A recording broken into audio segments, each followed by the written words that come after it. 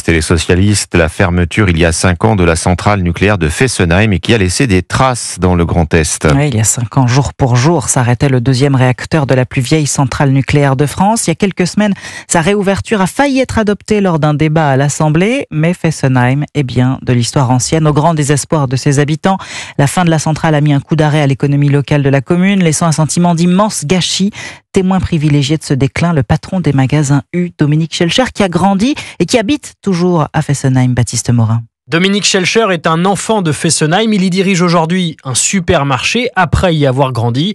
La centrale était alors en construction. Mon premier souvenir d'enfant, de 5 ans, c'est d'accompagner mon père dans des livraisons avec sa petite camionnette. Il était épicier déjà. Il allait livrer les ouvriers qui construisaient la centrale nucléaire. J'ai cette image dans la tête. Donc nous, on a grandi avec. On n'a jamais eu peur de cette centrale, jamais. Sous-traitants compris, près de 2000 personnes travaillaient à la centrale de Fessenheim.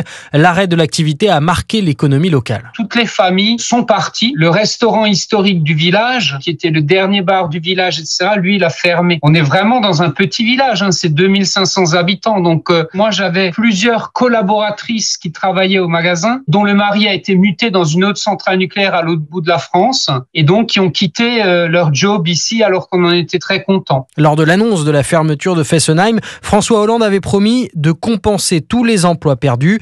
13 ans plus tard, rien n'a encore vu le jour. Baptiste Morin, chef du service économie d'Europe